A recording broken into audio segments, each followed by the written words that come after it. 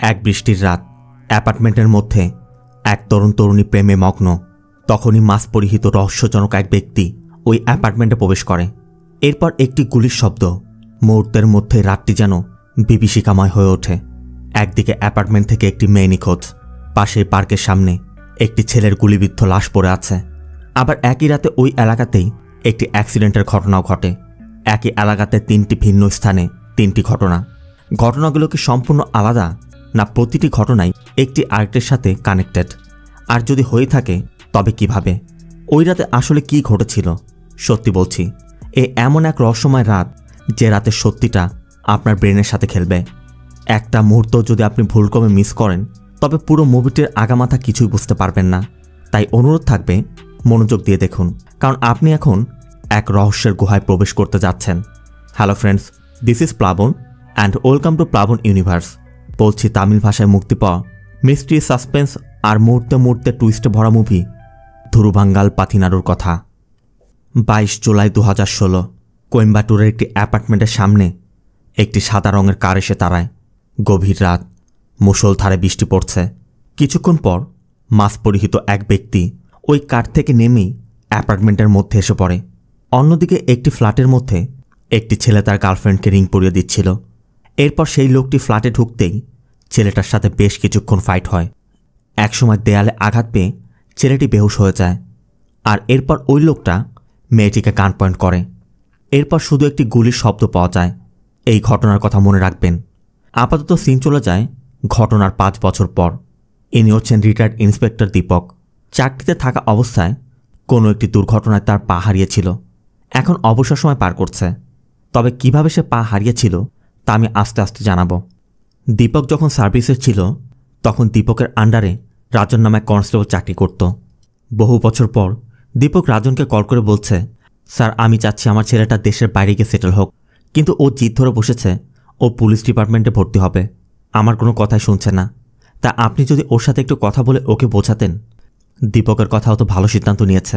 তবে রাজন এবং দীপক ভালো করে জানে পুলিশ ডিপার্টমেন্টে কী হতে পারে আর তাদের লাইফটা কেমন। এই জন্যই মূলত রাজন দীপককে কল করেছে। দীপক বল, ঠিক আছে, তোমার ছেলেকে আমার কাছে পাঠিয়ে দাও, আমি ওর সাথে কথা বলে দেখব। রাজন বলে, ধন্যবাদ স্যার, 2 ঘন্টার মধ্যে আপনার বাড়িতেও পৌঁছে যাবে। এর ঠিক 2 ঘন্টা পর দীপকের সাথে একটি ছেলে দেখা করতে আসে, মানে রাজনের ছেলে। এই ছেলেটার নাম সানি। দীপক বেশি সময় দাঁড়িয়ে থাকতে পারে না, তাই সানিকে নিয়ে একটি টেবিলে বসে চা খেতে খেতে কথা বলছিল। কিন্তু সানি যখন থেকে এসেছে দীপকে শুধু কথা বলে যাচ্ছে। সানি কোনো উত্তর দিচ্ছে না। এই জন্য দীপক সানিকে চা দিয়ে বলে, তোমার যদি কিছু বলার না থাকে তাহলে চা শেষ করে তুমি চলে যেতে পারো। আর এরপরই সানি দীপকের কাছে জানতে চায় আপনার পায়ের এই অবস্থা কিভাবে হয়েছিল। দীপক বলে, আমার লাস্ট কেস আমাকে রিটায়ারমেন্ট গিফট হিসেবে এটা দিয়েছে। সানি বলে, আমি আপনার ওই সাইকোকুলারের কেসটি সম্পর্কে জেনেছি। অ্যাকচুয়ালি ওই কেসটি জানার পর থেকেই আমার পুলিশ ডিপার্টমেন্টে ভর্তি হওয়ার ইচ্ছা জেগেছে। দীপকের কথা, একজন পুলিশ অফিসারের যে স্ট্রেস থাকে, তাকে যে প্রেশার নিতে হয়, আমার মনে হয় না তুমি নিতে পারবে। আর তুমি যেহেতু ওই কেস সম্পর্কে জানো তাহলে তো তোমার পুলিশ অফিসার হওয়ার কথা চিন্তা করার কথাই নয়।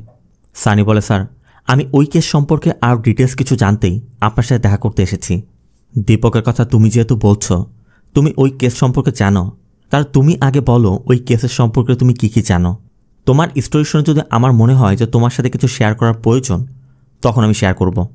সানির কথা আমি 100% শিওর না, তবে যতটুকু আমি পড়েছি ততটুকুই বলছি। আর এখান থেকে সিন চলে যায় 23 জুলাই 2016, সময় রাত 2টা। ফেবিয়ান, মানো এবং মেলভিন নামে 3 বন্ধু ড্রাইভ করে বাড়িতে ফিরছিল। মানো বেশ কিছুদিন যাবৎ একটি মেয়ের সাথে ফ্লার্ট করছিল, আর ওই মেয়েকে মানো ফেসবুকে ফ্রেন্ড রিকোয়েস্টে পাঠিয়েছে। এই বিষয় নিয়ে 3 বন্ধুর মধ্যে আলোচনা চলছিল। এদিকে বৃষ্টি পড়ছে। তারা সবাই যখন ওই বিষয় নিয়ে ব্যস্ত তখনই আচমকা তাদের কারের সামনে এক ব্যক্তি এসে পড়ায়। কারের ধাক্কা লেগে লোকটি দূরে ছিটকে গিয়ে পড়ে। সাথে সাথেই তারা নেমে চেক করে দেখে লোকটি মারা গেছে। হলুদ রঙের টি শার্ট পরে ছেলেটির নাম হচ্ছে মানো। মানো ফেবিয়ানকে বলছিল চল চলে যাই, কিন্তু ফেবিয়ান না গিয়ে মৃত লোকটিকে তাদের কারের পিছের টিকিতে তুলে রাখে। ফেবিয়ানের কথা এই এলাকার সব মানুষেরা জানে। এত রাতে একমাত্র আমরাই এই রাস্তা দিয়ে যাতায়াত করি। কিছুক্ষণ পর দুধওয়ালা, পত্রিকা বিক্রেতা এরা যাতায়াত শুরু করবে। তারা যদি বডি দেখতে পায় তাহলে পুলিশ আমাদেরকে সন্দেহ করবে যে আমাদের কারের দ্বারা অ্যাক্সিডেন্ট হয়ে মারা গেছে। তখন আমরা কিছুই করতে পারবো না। তাই আজকের রাতটা বডিটি আমাদের কারের ট্রাঙ্কেই থাক। কাল দিনের বেলা ভেবেচিন্তে বডিটি কোথাও ডিসপোজ করার প্ল্যান করা যাবে। তবে কথা বলতে বলতে একটু সামনে যেতেই একটি পুলিশ চেকপোস্ট পড়ে। ট্রাফিক সদস্যরা তাদেরকে নামিয়ে কারটি তল্লাশি করতে চাচ্ছিল, কিন্তু ফেবিয়ানরা ভালো করেই জানে পুলিশ যদি তল্লাশি করে তারা ধরা পড়ে যাবে। এই জন্য ফেবিয়ানরা ওই 2 পুলিশ সদস্যকে মেরে দ্রুত সেখান থেকে তাদের বাড়িতে চলে যায়। তবে ফেবিয়ানের সাথে অন্যরা একমত হতে পারছিল না। এই জন্য ফেবিয়ান রাগ করে কারের ট্রাঙ্ক খুলতে গিয়ে বলছিল, বডিটা আমি এখন রাস্তায় ফেলে আসছি, তারপর কীভাবে ম্যানেজ করতে হয় তোরা করিস। অবশ্য মানো আর মেলভিন বলছিল, এমনিতে এত বড় একটা ঘটনা ঘটেছে, তারপর পুলিশের সাথে ঝামেলা করার কী দরকার ছিল? তারা তো আমাদের কারের নম্বরটা রেজিস্টারে লিখে রেখেছে, এখন কি হবে? অবশ্য ফেবিয়ানের কথা, আমরা ট্রাফিক পুলিশকে মেরেছি, এমনিতে কোনো মামলা হবে না। আর নম্বর দিয়ে যদি আমাদের কার ট্রেস করতেও যায়, কারটি চেন্নাইয়ের অ্যাড্রেসে রেজিস্টার করা, খুঁজে বের করতে কমপক্ষে 3 দিন সময় লেগে যাবে। আর ওই 3 দিনে আমরা ভেবেচিন্তে এই বডিটি কোথাও না কোথাও ডিসপোজ করে ফেলতে পারবো। আর এরপর যদি তারা আমাদেরকে ধরেও ফেলে তাতে কোনো সমস্যা নেই, বড়জোর 1 সপ্তাহ থানায় রাখার পর আমাদের ছেড়ে দিবে। তাই সারা জীবন জেল খাটার থেকে 1 সপ্তাহ জেল খাটা অনেক ভালো। এই জন্যই মূলত ফ্যাবিয়ান ওই 2 পুলিশ সদস্যকে মেরে এসেছে। তবে অ্যাক্সিডেন্টের ঘটনাটা কিন্তু সানি বলেছে। কিন্তু সানির মুখে অ্যাক্সিডেন্টের ঘটনার কথা শুনে দীপক বলছিল, আমরা তো কেস ফাইলে কোথাও ওই অ্যাক্সিডেন্টের ব্যাপারে উল্লেখ করিনি। অ্যাক্সিডেন্টের বিষয়ে তুমি কীভাবে জানতে পেরেছ? সানির কথা, স্যার, আমি যেমন কেস ফাইল পড়েছি তেমন আমি কিছু ফিল্ড ওয়ার্কও করেছিলাম, এজন্য আমি জানতে পেরেছি। সানির কথা আমি এতটুকু জানি, এরপরে কি হয়েছিল আমি কিছু জানি না, বাকিটা আপনাকে বলতে হবে। দীপকের কথা আমি বাকি স্টোরি তোমাকে বলতে পারি, কিন্তু পুরো স্টোরি জানার পর তোমার যদি পুলিশ ডিপার্টমেন্টে চাকরি করার আগ্রহ না থাকে তাহলে কিন্তু ভাই আমি দায়ী নই। সানির কথা, সমস্যা নেই স্যার, আপনি বলুন। আর এরপরে দীপক বাকি স্টোরিটি বলতে শুরু করে। সিন চলে যায় ফ্ল্যাশব্যাকে। 23 জুলাই সকাল 9টায় দীপক থানায় এসেছিল। তবে থানায় আসতেই হেড কনস্টেবল রাজন বলছিল, স্যার আপনাকে গতরাতে অনেকবার কল করেছি কিন্তু আপনাকে পাইনি। দীপক বলে, আমি তো ভুল করে ফোন আমার ডেস্কেই রেখে গিয়েছিলাম, তোমরা তো ল্যান্ডলাইনেও কল করতে পারতে। তবে রাজনরা জানে ল্যান্ডলাইনের সমস্যা ছিল, গতকালে যে সে ঠিক করিয়েছে সেটা রাজন জানত না। যাই হোক, রাজন জানায় গতকাল ভারতী পার্কের পাশে কৃষ নামে একটি ছেলে গান শট করে আত্মহনন করেছে। রাজন কৃষের ড্রাইভিং লাইসেন্সটাও দেখায়। আর কৃষকে রাস্তায় পড়ে থাকতে দেখে সনি নামে একজন নিউজ পেপার বিক্রেতা পুলিশকে খবর দিয়েছিল। রাজন সনিকেও নিয়ে আসে। সনি বলে, আমি রোজ রাতেই নিউজ পেপার কালেক্ট করতে চাই, তো গতকাল রাত 8টার দিকেও আমি যাচ্ছিলাম, তখনই আমি পার্কের পাশেই একটি কার দেখতে পাই। আর ওই কারের পাশে গুলিবিদ্ধ অবস্থায় ছেলেটিকে দেখতে পেয়ে আমি পুলিশকে খবর দিয়েছি। তবে সনির থেকে সব কিছু শোনার পর দীপক সনির ফোন নম্বর এবং অ্যাড্রেস লিখে সনিকে ছেড়ে দিতে বলে। আর এরপর সনি যখন থানা থেকে বের হচ্ছিল তখনই একটি সাদা রঙের কার দেখে সনি চিৎকার করে বলছিল, স্যার গতরাতে আমি ওখানে যে কারটি দেখেছিলাম ওই কারটি এখানেই ছিল, আমাকে দেখে দ্রুত চলে গেছে। অবশ্য দীপক সনিকে চলে যেতে বলে আর রাজনের কাছে জানতে চায় সমস্যা কী। রাজন বলে, স্যার ও বলছে গতকাল রাতে ও সেখানে একটি কার দেখেছিল, সেই কারটা নাকি থানার সামনে দাঁড়িয়ে ছিল, ওকে দেখে দ্রুত চলে গেছে। কিন্তু আমরা খবর পেয়ে যখন ওই বডির কাছে গিয়েছিলাম সেখানে আমরা কোনো কারই দেখতে পাইনি। রাতের বেলা কৃষের বডিটি যেখানে পাওয়া গিয়েছিল দীপক রাজনকে নিয়ে ওই জায়গা দেখতে বের হয়ে যায়। আবার দীপকের ফোনে চার্জ ছিল না, দীপক থানায় ফোনটি চার্জে লাগিয়ে রেখেছে। এই জন্য রাজনের ফোন থেকে ফরেন্সিক এক্সপার্টকে কল করে এবং রাজনের কথা বলে যে রাজন বলছে এটা আত্মহনন ছিল। তবে ফরেন্সিকের সদস্য জানায়, স্যার কনক্লুশন আসতে আমাদের বিকেল পর্যন্ত সময় লাগবে। তবে যে গানটি পাওয়া গেছে গানে যে ফিঙ্গারপ্রিন্ট ছিল বৃষ্টির জন্য তা মুছে গেছে, যে কোনো কিছুই ঘটতে পারে। এরপর 9:15 দীপকরা ওই স্পটে পৌঁছায়। এই যে কনস্টেবলকে দেখছেন তার নাম গৌতম। গৌতম সবেমাত্র জয়েন করেছে, কিন্তু গৌতমের ইনভেস্টিগেটিভ নলেজ খুব বেশি। তাই গৌতম সাহস করে দীপককে ওই 3 জনের কথা বলে। গৌতম বলে, এই এলাকাতে একমাত্র ওরা 3 জনই লেট নাইট ড্রাইভ করে বাড়িতে ফিরে, আবার সবাই বলাবলি করে ওদের কাছে গানও আছে। আমার ধারণা এই কেসের সাথে ওদের কোনো কানেকশন নিশ্চয় আছে। যদিও ওদের বিরুদ্ধে কোনো এভিডেন্স এখনও পাওয়া যায়নি, তারপর গৌতমের কথায় যথেষ্ট লজিক আছে।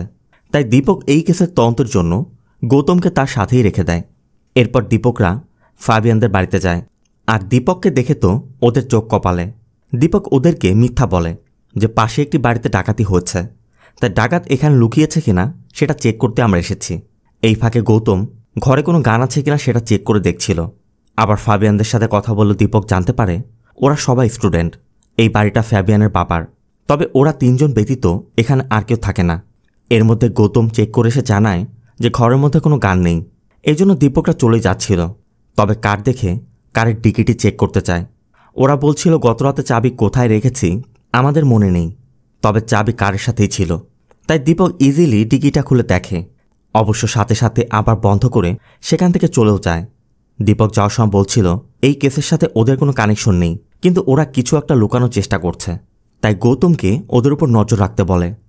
এর মধ্যে থানা থেকে একটি কল পেয়ে দীপকরা সারজপয়েক অ্যাপার্টমেন্টে চলে যায়। সময় তখন সকাল 10টা।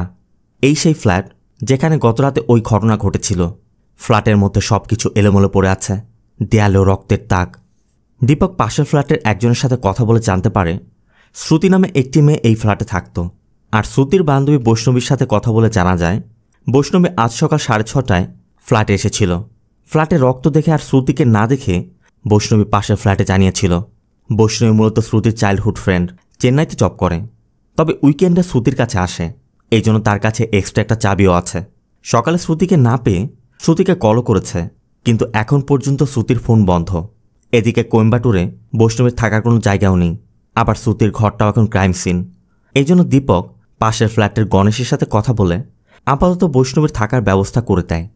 এরপর সেখানে সিকিউরিটির সাথে কথা বলেও জানা যায় দিনে যে ডিউটি করেছিল সে রাত 8টা পর্যন্ত ডিউটি করে চলে গিয়েছিল, আর নাইট ডিউটিতে যার থাকার কথা ছিল সেই ব্যক্তি গ্রামের বাড়িতে থাকায় ভোর 5টায় সে ডিউটিতে এসেছে।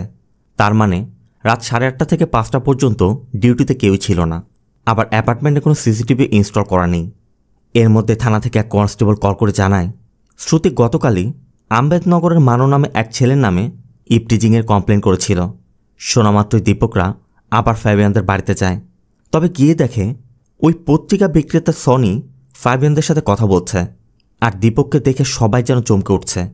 এরপর দীপক মানুদেরকে থানায় নিয়ে যায়। শ্রুতির করা কমপ্লেনের বিষয় জানতে চাইলে মানু জানায় যে 10 দিন আগে তারা যখন কার নিয়ে বের হচ্ছিল আচমকা শ্রুতি তার স্কুটি নিয়ে এসে কারে আঘাত করে। ওই দিনে তারা শ্রুতিকে প্রথম আর সেই দেখেছে। ইপটিজিংয়ের তো কোনো প্রশ্নই আসে না। অবশ্য এই এলাকাতে মানু নামে শুধু একজনই আছে, তাই মানুদের কথা বিশ্বাস করা যাচ্ছে না, কারণ মানু যদি ইপটিজিং নাই করবে শ্রুতি কেন তার নামে কমপ্লেন করতে যাবে। এদিকে দীপক সকালে ফোন চার্জিংয়ে রেখে গিয়েছিল, সকেটের সমস্যার জন্য এখন পর্যন্ত চার্জ হয়নি। তাই আবারও রাজনের ফোন থেকে ফরেন্সিক এক্সপার্ট আদিত্যকে কল করে শ্রুতির বেডরুমের দেয়ালে যে রক্ত লেগে আছে ওই রক্তটি কালেক্ট করে সেটা টেস্ট করতে বলে। আর মানুষদেরকে থানাতেই বসিয়ে রেখে দীপক ক্রিসের পোস্টমর্টম দেখতে চায়। আর এখানেই সে প্রথম ক্লুটা পায়। ক্রিসের বডিতে 9mm বুলেট পাওয়া গেছে, যেটা পুলিশ ব্যবহার করে। এরপর শ্রুতির ফ্ল্যাটে গেলে আদিত্য জানায় গতকাল শ্রুতির বার্থডে ছিল। শ্রুতির আইডি কার্ড দেখে বোঝা যাচ্ছে ওর ব্লাড গ্রুপ ও পজিটিভ, কিন্তু দেয়ালে যে রক্ত পাওয়া গেছে সেটা বি পজিটিভ। এর মধ্যে গৌতমও জানায় সে অ্যাপার্টমেন্টের সবার থেকে শ্রুতির বিষয়ে তথ্য নিয়েছে। শ্রুতি এখানে একাই থাকত, তবে মাঝে মধ্যেই শ্রুতির সাথে একটি ছেলে আসত। শ্রুতির সামনের ফ্ল্যাটের ওনারকে বলেছিল ওই ছেলেটা শ্রুতির ফিয়ান্সে। আর তখনই দীপকের ক্রিসের কথা মাথায় আসে, কারণ সকালবেলা রাজন দীপককে ক্রিসের ড্রাইভিং লাইসেন্সটি দিয়েছিল, যেখানে দেখা যাচ্ছে ক্রিসের ব্লাড গ্রুপ বি পজিটিভ। আবার শ্রুতির বেডরুমের দেয়ালের রক্তও বি পজিটিভ। তার মানে এতটুকু স্পষ্ট হওয়া যাচ্ছে ক্রিসই শ্রুতির বয়ফ্রেন্ড ছিল। এই জন্য গৌতমরা সামনের ফ্ল্যাটের সেই লোককে ক্রিসের ফটো দেখায়, তবে সে ক্লিয়ারলি বলতে পারছে না। আবার দীপক অ্যাপার্টমেন্ট থেকে বের হতেই দেখে কিছু স্টুডেন্ট শর্ট ফিল্ম বানাচ্ছিল। এই জন্য সিকিউরিটি তাদের ক্যামেরা নিয়ে নিয়েছে। যেহেতু এটা একটা রেসিডেন্সিয়াল এরিয়া, তাই এখানে ফিল্মিং রেস্ট্রিক্টেড। এই জন্য দীপক ওই ছেলেদেরকে বিকেলবেলা থানায় গিয়ে ক্যামেরা নিয়ে আসতে বলে। আবার যাওয়ার সময় গৌতমকেও আম্বেদকর নগরে নামিয়ে দিয়ে শ্রুতির কমপ্লেনের বিষয়ে তথ্য নিতে বলে। এরপর থানায় ফিরে দেখে ক্রিসের বাবা ক্রিসের মিসিং কমপ্লেন করতে বসে আছে। ক্রিসের বাবা একজন পুলিশ অফিসার ছিল, 5 বছর আগে রিটায়ার করেছে। গত রাত থেকে ছেলে ঘরে ফিরছে না, তাই বাবা মা চিন্তিত। অবশ্য দীপক ক্রিসের বাবাকে সত্যিটা জানায় যে আপনার ছেলের খুন হয়েছে, একমাত্র ছেলেটা মারা গেছে। এটা শোনার পর ক্রিসের বাবা কাঁদতে কাঁদতে বেরিয়ে যায়। এরপর দীপকও রাত 9টা তার বাড়িতে যায়, তবে যেতে তার প্রতিবেশী জানায় ইয়াং একটি ছেলে সন্ধ্যা 6টা পর্যন্ত তার বাড়ির সামনে অপেক্ষা করেছিল। এরপর দীপক ঘরে ফিরে তার ফোন ওপেন করে একটি নম্বরে কল করে, কিন্তু নম্বরটি তখন বন্ধ। এরপর থানা থেকে রাজন কল করে জানায় দীপক যাদের ক্যামেরা এনেছিল কালই তাদের কলেজের অ্যাসাইনমেন্ট জমা দিতে হবে, তাই ক্যামেরাটা দরকার। কিন্তু ক্যামেরা তো দীপক তার কারের মধ্যে রেখেছে। এই জন্য দীপক ওদেরকে তার বাড়িতে এসে ক্যামেরা নিয়ে যেতে বলে। কিছুক্ষণের মধ্যে ওই ছেলেগুলো এসেও পড়ে, কিন্তু দীপকের কথা যদি তোমরা কোনো মেয়েকে শ্যুট না করো তবে তোমরা পাবে। এই জন্য দীপক ওই ক্যামেরার ফুটেজগুলো দেখছিল। ঠিক তখনই গত রাতের একটি ফুটেজে বৈষ্ণবীকে দেখা যায়, কিন্তু বৈষ্ণবী বলেছিল সে সকাল 6:30 এসেছিল। আবার ফুটেজে একটি হোয়াইট কারও দেখা যাচ্ছে। নিউজ পেপার বিক্রেতা সনিও একটি হোয়াইট কারের কথা বলেছিল। এই ফুটেজগুলো রাত 11টার দিকে নেওয়া হয়েছিল। তাই ফুটেজগুলো দেখা মাত্রই দীপক গৌতমকেও তার বাড়িতে ডাকে। গৌতমও ফুটেজগুলো দেখে বলছিল বৈষ্ণবী আমাদের থেকে কিছু একটা লুকাচ্ছে। আবার সনি যে হোয়াইট কারের কথা বলেছে এটাই সেই কার, কারণ যদি অ্যাপার্টমেন্টের কারো কার হবে তাহলে ভিতরে পার্ক করার কথা, বাইরে পার্ক করবে না। তাই দীপক গৌতমকে নিয়ে বৈষ্ণবীর কাছে যায়। সময় তখন রাত 10টা। তবে গিয়ে জানা যায় বৈষ্ণবী হাঁটতে বের হয়েছে। এই জন্য দীপক নম্বর নিয়ে বৈষ্ণবীকে কলও করে। তবে পরিচয় দেয়া মাত্রই বৈষ্ণবী কল কেটে দেয়। এদিকে বৈষ্ণবী কোনো জিনিসপত্র নিয়ে আসেনি, ফোনও বন্ধ করে রেখেছে। দীপকের সন্দেহ বৈষ্ণবী হয়তোবা পালিয়েছে। তাই চেন্নাই যাওয়ার বাস, রেলওয়ে স্টেশন সকল জায়গাতে বৈষ্ণবীকে খুঁজতে শুরু করে। এভাবে 1 ঘন্টা খোঁজার পর রাত 11টার দিকে দীপক রাজনকে ওই হোয়াইট কারের নম্বর দিয়ে কারের ডিটেলস বের করতে বলে। দীপক গৌতমের কাছে জানতে চাচ্ছিল তোমার কাকে সন্দেহ হচ্ছে। গৌতমের থিওরি মতে এলাকার সবাই ফ্যাবিয়ানকে চরিত্রহীন মনে করে, ওকে নিয়ে বিভিন্ন কথা বলছে। তাই আমার ধারণা ফ্যাবিয়ানই হয়তোবা শ্রুতিকে টিচ করেছিল। আর ওরা 3 জন যেহেতু সবসময় একসাথেই থাকে, শ্রুতি হয়তোবা ওদের নাম গুলিয়ে ফেলেছে। তাই কনফিউশনেই মানুর নামে কমপ্লেন করেছিল। তবে কথা বলতে বলতে তারা লক্ষ্য করে মানু থানার দিকে যাচ্ছে। আবার মানুর মুখে আঘাতের চিহ্ন। দীপক তখন কারণ জানতে চাইলে মানু ওই অ্যাক্সিডেন্টের বিষয় খুলে বলে। তবে সেদিন দীপকের ডিকি চেক করার পর তারাও চেক করে দেখে যে ডিকিতে কোনো বডি নেই, কিন্তু বডিটি কি করা হয়েছে তা কেউই বলতে পারছে না। ফ্যাবিয়ান তখন ধারণা করে অ্যাক্সিডেন্টটি যখন হয়েছিল হয়তো কেউ দেখেছিল, আর গতরাতে তারা তাড়াহুড়ো করে ডিকিটি লক করেছে কিনা সেটাও তাদের মনে নেই। তাই এই সুযোগে হয়তোবা ওই ব্যক্তি তাদের কারকে ফলো করে কার থেকে বডি নিয়ে গেছে। কিন্তু কোনো ব্যক্তি বডি কেন নেবে তারও একটা সম্ভাবনা নিশ্চয় আছে, আর সেটা হচ্ছে ফাবিয়ানদেরকে ব্ল্যাকমেল করে হয়তোবা টাকা নেওয়ার চেষ্টা করতে পারে। ঠিক তখনই নিউজ পেপার বিক্রেতা সনি এসে জানায় গতরাতে সনি যখন পার্কের পাশে ক্রিসের বডি দেখেছিল তখনই আচমকা ব্রেকের শব্দ পেয়ে সনি এগিয়ে এসে ফ্যাবিয়ানদেরকে ওই বডিটি কারের ডিকিতে তুলতে দেখেছিল। এই জন্য সনি তার মুখ বন্ধ রাখতে ফাবিয়ানদের কাছে 10 লক্ষ টাকা ডিমান্ড করে। ফাবিওতে রাজি হয়ে যায় এবং 2 ঘন্টা পর তাকে নিয়ে যেতে বলে। ফাবিয়ানের কথা আমাদের তো আর কোনো অপশন নেই, আর ওকে টাকা দিলেও ওর কাছ থেকে কিভাবে টাকা তুলতে হবে সেটা আমার জানা আছে। তবে এরপর ফাবিয়ান এটিএমের টাকা তুলতে গিয়ে দেখে তার বাবা সব টাকা তুলে নিয়েছে।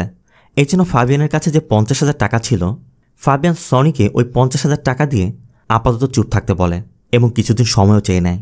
ঠিক তখনই দীপকরা মানুর খোঁজে এখানে এসেছিল, কিন্তু পরবর্তীতে মানুষ সিদ্ধান্ত নেয় যে পুলিশের কাছে সে সব বলে দিবে।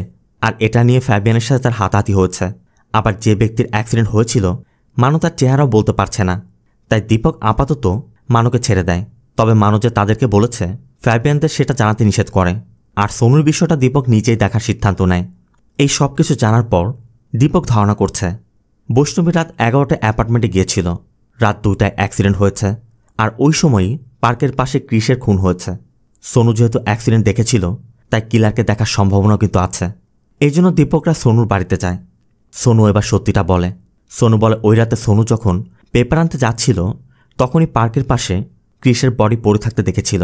আর তখনই ফ্যাবিয়ানদের কারের ব্রেকের শব্দ পেয়ে সোনু এগিয়ে গিয়ে দেখে ফাবিয়ানরা একটি বডি কারের ডিকিতে তুলছে। তবে ফাবিয়ানদের ব্ল্যাকমেল করে টাকা নেওয়ার উদ্দেশ্যে সোনু অ্যাক্সিডেন্টের বিষয়টি গোপন রেখেছিল। এরপর দীপকরা থানায় ফিরে যায়। দীপক ধারণা করছে যে ব্যক্তি অ্যাক্সিডেন্টে মারা গেছে সে হয়তো কিলারকে দেখেছিল, আর কিলারই ফ্যাবিদের কার ফলো করে ফ্যাবিয়ানদের বাড়ি থেকে ওই লোকের বডিটি সরিয়েছে। এ পর্যন্ত যা কিছু তথ্য পাওয়া গেছে তাতে দীপক একটি ধারণা করে, যাকে আমরা দীপকের থিওরি বলতে পারি। তবে এটাই যে হয়েছে তা নয়, মানে এমনটা হতে পারে শ্রুতি আর ক্রিস ফ্ল্যাটের মধ্যে শ্রুতির বার্থডে সেলিব্রেট করছিল, তখন ওই কিলার আসে। শ্রুতির ফ্ল্যাটে ওই সময় বৈষ্ণবীর বয়ফ্রেন্ডও থাকতে পারে। কিলার প্রথমে বৈষ্ণবীর বয়ফ্রেন্ডকে অ্যাসল্ট করে, এরপর শ্রুতির রুমে গিয়ে ক্রিসকে মেরেছে। আর শ্রুতির রুমের ওয়ালে ক্রিসের রক্ত এমনটাই প্রমাণ করছে। ঠিক ওই সময় হয়তোবা বৈষ্ণবী এসেছিল, তাই কিলার বৈষ্ণবীকে খুন করার ভয় দেখিয়ে তাকে চুপ থাকতে বলেছে। আর সবাইকে বিশ্বাস করাতে কিলার ওই 3 জনকে গান পয়েন্ট করে তার সাথে নিয়ে যাচ্ছিল। তবে পার্কের কাছে যেতেই ক্রিস পালানোর চেষ্টা করলে কিলার হয়তো ক্রিসকে শ্যুট করে মেরে ফেলেছে। আর ওই সময় বৈষ্ণবীর বয়ফ্রেন্ডও বাঁচার জন্য পার্কের দেয়াল টোপকে পালানোর চেষ্টা করেছিল। তখন কিলার ক্রিসের খুনটাকে আত্মহনন সাজিয়ে বৈষ্ণবীর বয়ফ্রেন্ডকে ধরতে চেষ্টা করেছে। আর ওই সময় বৈষ্ণবীর বয়ফ্রেন্ড ফ্যাবিয়ানদের কারের ধাক্কায় মারা গিয়েছিল। কিলার পার্কের ভিতরে দাঁড়িয়ে সবই দেখেছিল। এমনকি ফ্যাবিয়ানদের কারটিকে ফলো করে কারের পিছে থেকে ওই রাতেই বডিটি নিয়ে এসেছিল। আর দীপকের এই থিওরি যদি সত্যি হয়, তাহলে বৈষ্ণবীর বয়ফ্রেন্ডের বডি আর শ্রুতির বডি এখনও ওই সাদা কারের মধ্যেই আছে। আমি আবারও বলছি, দীপকের ধারণা এমনটা হতে পারে, তবে এমনটা যে হয়েছে সেটা কিন্তু নয়। ঠিক তখনই কেউ কল করে জানায় একটি হোয়াইট কার থেকে কেউ জলাশয়ের মধ্যে কিছু ফেলে দিয়েছে। শোনামাত্রই দীপকরা সেই স্থানে চলে যায়, কিন্তু আশেপাশে কিছুই পাওয়া যাচ্ছে না। দীপকরা এর জন্য ফিরে আসছিল। ঠিক তখনই দীপক ওই হোয়াইট কারটিকে দেখতে পায়। গৌতম কারটিকে ফলো করে থামাতে চেষ্টা করছিল, তবে তখনই উল্টো দিক থেকে আসা একটি ট্রাক থেকে বাঁচতেই দীপকদের কারটি উল্টে যায়। গুরুতর আহত অবস্থায় তাদের হসপিটালে নেওয়া হয়। আর ওই অ্যাক্সিডেন্টে দীপকের একটি পা কেটে ফেলতে হয়েছিল। এই পর্যন্ত বলার পর দীপক একটি ব্রেক নিয়ে বাড়ির মধ্যে যায়। আর তখনই রাজন কল করে জানায়, স্যার আমার ছেলেকে অনেক বুঝিয়েছি, ও যেতে রাজি হচ্ছে না। তাহলে দীপক এতক্ষণ কার সাথে কথা বলল? দীপক এই জন্য লুকিয়ে তার গান নিয়ে আসে আর সানির কাছে জানতে চায়, তুমি কে? সানি বলে, আমি ক্রিসের ভাই। বলেই সানি দীপককে কান পয়েন্ট করে এবং বলে, আপনি ভালো করে জানতেন খুন কে করেছিল, তারপর আপনি গোপন করেছেন, কিন্তু কেন তাকে প্রোটেক্ট করেছেন সেটা বলুন। আর এরপর দীপক এর পিছের কারণ খুলে বলে। দীপক যখন হসপিটালে ভর্তি ছিল তখন একদিন বৈষ্ণবী দীপকের সাথে দেখা করেছিল। বৈষ্ণবী দীপককে বলে, স্যার আমি কোনো অপরাধ করিনি, সত্যটা জানার পর আপনি যে ডিসিশন নেবেন আমি মেনে নিব। এরপরই ওই রাতের আসল ঘটনাটি দেখানো হয়। ওই রাতে বৈষ্ণবী রাত 11টায় ফ্ল্যাটে এসেই দেখে ফ্ল্যাটের সামনে ক্রিস আর তার বন্ধু শ্রুতিকে বার্থডে উইশ করতে অপেক্ষা করছে। বৈষ্ণবী মূলত ক্রিসকে আগে কখনো দেখেনি, কিন্তু শ্রুতির বন্ধু বলায় বৈষ্ণবীর কাছেও একটি চাবি ছিল, তাই বৈষ্ণবী দুজনকেই ভিতরে নিয়ে বসায়। ক্রিস জানতে চাচ্ছিল ওর বার্থডে সেলিব্রেট করার কোনো প্ল্যান করেছেন। বৈষ্ণবী তখন শ্রুতির বয়ফ্রেন্ড রাজীবের কথা বলে, যে শ্রুতিকে না জানিয়ে নাসিক থেকে আসছে। ঠিক তখনই শ্রুতি এসে ক্রিসকে দেখেই বলে ওঠে, মানো তুমি এখনই বের হয়ে যাও। বৈষ্ণবী তো অবাক, কিন্তু ক্রিস দরজা বন্ধ করে দুজনকে কান পয়েন্ট করে। আর এখানে আমরা জানতে পারি ক্রিসই গতদিন শ্রুতিকে টিচ করেছিল। তবে ক্রিস জানতো শ্রুতি হয়তো বা কমপ্লেন করতে পারে, এই জন্য তার নাম ক্রিস না বলে মানো বলেছিল। আর গতদিন শ্রুতি কমপ্লেন করায় মানুষের প্রতিশোধ নিতে এসেছে। এর মধ্যে রাজীব এসে পড়ে। তবে ক্রিস রাজীবের মাথায় আঘাত করে রাজীবকে সেন্সলেস করে শ্রুতিকে বেডরুমের মধ্যে নিয়ে শ্রুতি করে। তবে ওই সময় শ্রুতি বাঁচার চেষ্টা করলে শ্রুতির ছুরির আঘাতে ক্রিসের হাত কেটে দেয়ালে রক্ত লেগেছিল। তবে তারপরও ক্রিস শ্রুতিকে ছাড়েনি। ক্রিস শ্রুতিকে জোরপূর্বক করে তার বন্ধুকে দিয়ে সেই ভিডিওটিও করিয়ে নেয়, যাতে শ্রুতি পরবর্তীতে কোনো কমপ্লেন করার সাহস না পায়। এমনকি তারা শ্রুতিকেও সাথে নিয়ে যাচ্ছিল আর পার্কের সামনে দাঁড়িয়ে তার বন্ধুকেও সুযোগ দিচ্ছিল। আর এর মধ্যে রাজীবের জ্ঞান ফেরায় রাজীব শ্রুতিকে খুঁজতে খুঁজতে পার্কের সামনে এসে ক্রিসদেরকে দেখার পর দুজনের মধ্যে স্ট্রাগল হয়। আর ওই মুহূর্তে ক্রিসের হাতে চাপ লেগে গান ফায়ার হয়ে ক্রিসের মৃত্যু হয়েছিল। এটা দেখে ক্রিসের বন্ধু পালানোর চেষ্টা করছিল, রাজীবও তার পিছু করছে। এর মধ্যে পেপার বিক্রেতা সনি এসে ক্রিসের বডি দেখতে পায়। অন্যদিকে ক্রিসের বন্ধু রাজীবের থেকে বাঁচতে পালাতে গিয়ে ফ্যাবিয়ানদের কারের নিচে পড়ে মারা গিয়েছিল। তবে রাজীব তাদের পিছু করে ক্রিসের বন্ধুর বডিটি নিয়ে এসেছিল। শ্রুতি তখনও অচেতন। রাজীব তখন একটি প্ল্যান করে। রাজীব বৈষ্ণবীকে কল করে পাশের ফ্ল্যাটে বলতে বলে শ্রুতি মিসিং, আর রাত 10টায় এয়ারপোর্টে চলে আসতে বলে, যাতে বৈষ্ণবী শ্রুতিকে নিয়ে নাসিকে চলে যেতে পারে। এরপর তারা প্ল্যান মতোই সব করেছিল।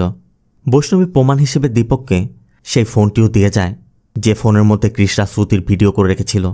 আর এটাই ছিল ওই রাতের সত্য। এখান থেকে সিন প্রেজেন্টে দীপক আগে থেকে জানে ক্রিস তার বাবা মায়ের একমাত্র সন্তান ছিল, তাই দীপক আবারও জানতে চায়, কে তুমি, সত্যিটা বলো। এরপরে আমরা সানির আসল পরিচয়টা জানতে পারি।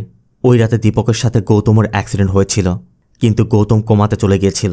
আর অ্যাক্সিডেন্টের পর তার পুরো চেহারাটা নষ্ট হয়ে যাওয়ায় তার ফেস রিকনস্ট্রাকশন করতে হয়। অবশেষে 5 বছর কোমাতে থাকার পর গৌতম সুস্থ হয়েছে ঠিকই, কিন্তু তার আগের চেহারা এবং কণ্ঠস্বর কিছুই নেই। তার সাথে তার চাকরি এবং তার স্বপ্ন শেষ হয়ে গেছে।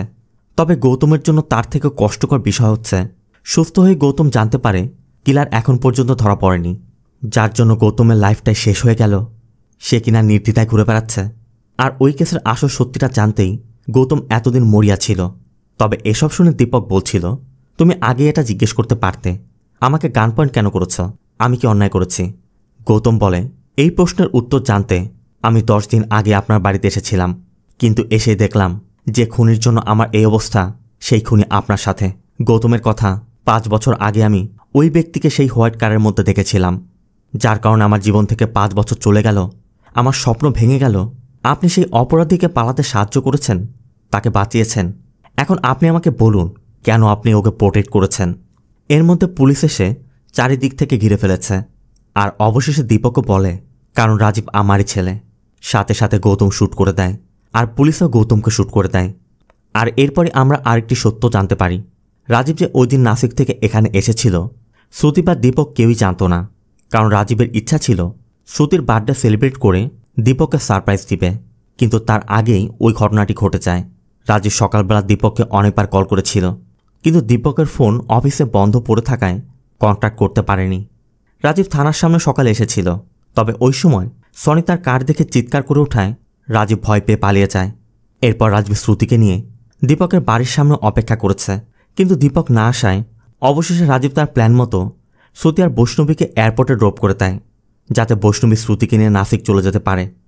এরপরে সেখান থেকে ফেরার পথে কিসের যে বন্ধুর বডিটি তার কারের পিছে ছিল, রাজীব একটি জলাশয়ের মধ্যে ওই বডিটি ফেলে দেয়, যার তথ্য পেয়ে দীপকরা ওই জায়গায় গিয়েছিল। তবে তার আগে রাজীব চলে গিয়েছিল। এমনকি তারা যখন রাজীবের কারটিকে ফলো করছিল, দীপক আর গৌতম দুজনেই রাজীবকে দেখেছিল। আর এরপরে তাদের অ্যাক্সিডেন্টটা হয়। তবে রাজীবই যে ওই ঘটনায় ইনভলভ ছিল, দীপক নিজে ওটা জানত না। বৈষ্ণবী সেদিন হসপিটালে এসে সত্যিটা বলার পরই দীপক সব জানতে পেরেছিল। এই জন্য সে তার ছেলেকে প্রোটেক্ট করেছে, কিন্তু কর্মফল তো ভোগ করতেই হবে। ওই দিন ক্রিস যদি শ্রুতিকে টিস না করত, শ্রুতি থানায় গিয়ে কমপ্লেন করত না। আবার ক্রিস যদি রাগের মাথায় শ্রুতির সাথে ওই ঘটনা না ঘটাতো, তাহলে রাজীবের হাতে অ্যাক্সিডেন্টলি ক্রিসের খুনও হতো না। দীপকও যদি স্বজনপ্রীতি না দেখিয়ে সন্তানকে ভালোবেসে তাকে প্রোটেক্ট না করত, তাহলে আজ গৌতমের সাথে হওয়া অন্যায়ের বদলা নিতে গৌতমও হয়তো দীপককে শ্যুট করে মারত না। এই সব কিছুই একটি আরেকটির সাথে কানেক্টেড। মোট কথা, ছোট্ট একটি ঘটনাও বড় ক্রাইমের রূপ নিতে পারে, যার মূল্য একসময় জীবন দিয়েও দিতে হতে পারে। তাই যে কোনো কিছু করার আগে 10 বার ভেবেচিন্তে করা উচিত। তো মুভিটা আপনার কেমন লাগলো অবশ্যই কমেন্টে জানাবেন। আর ভিডিওটি ভালো লাগলে ভিডিওতে লাইক দিয়ে চ্যানেলটিকে সাবস্ক্রাইব করতে একদম ভুল করবেন না। দেখা হবে অন্য কোনো মুভি বা সিরিজের এক্সপ্লেনেশন ভিডিওতে। ততক্ষণ সব ভালো থাকবেন, সুস্থ থাকবেন। আল্লাহ হাফেজ।